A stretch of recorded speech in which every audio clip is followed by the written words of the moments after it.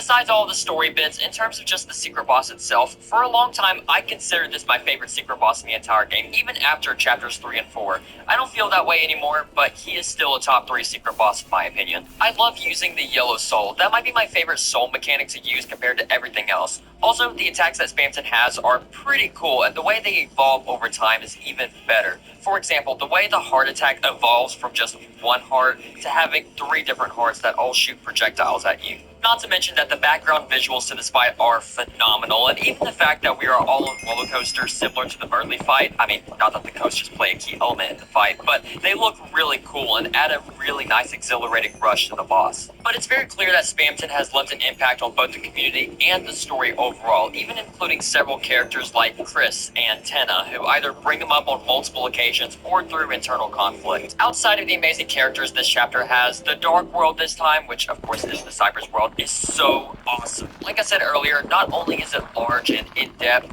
but it's also super vibrant and beautiful to look at. This world is filled to the brim with wonderful side characters and enemies, my personal favorite of these side characters being Sweet Captain Cakes, just because music.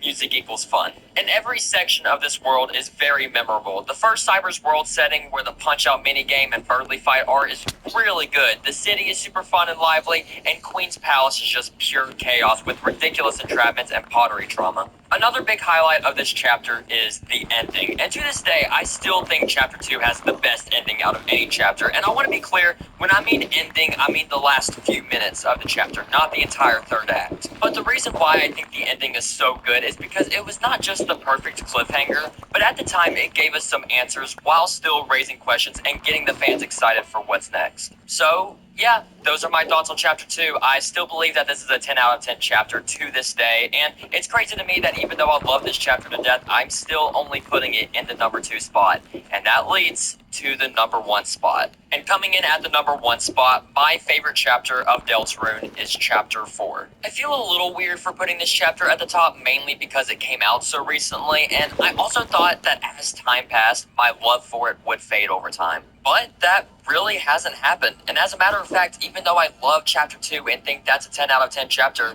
I'm very confident saying this is my favorite one. Chapter 4 quite literally has everything. It has everything you could want from a Deltarune experience. Humor, heart, beauty, emotion, and even some dread-inducing moments. This is the first time this game has exceeded what I thought was possible from the series. It really felt like this chapter made the player enter that epic RPG genre. Personally, I think almost everything was brought to the table for Chapter 4, and it's at an all-time high in this one. The music in this chapter is some of the best in the entire series, which is saying a lot considering we know how excellent the soundtrack has been. The character moments in this chapter are so emotional and incredibly impactful, which, like I said earlier, I really wanted to see that from these chapters, but I'll get into that more in a bit. I love the Cyber's World in Chapter 2, but the sanctuaries in this chapter are just completely up my alley. I love everything about them. The colors, the visuals, the art, the tone, the characters throughout, all of it is super somber and beautiful, and it's what I've desperately wanted from this game.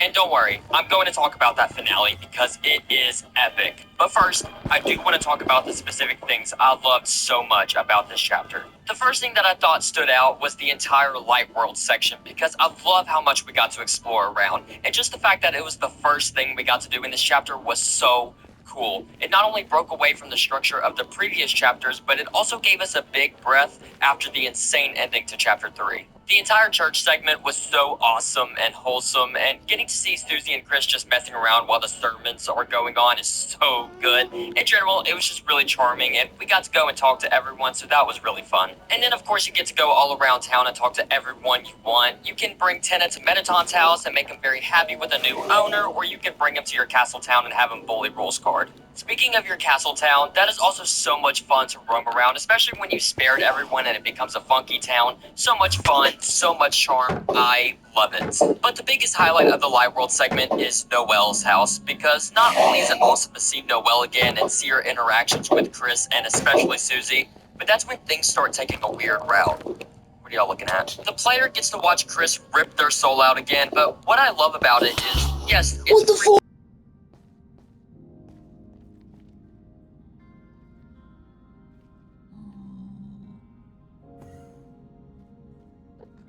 piano or literally going out swinging. Questions are raised, theories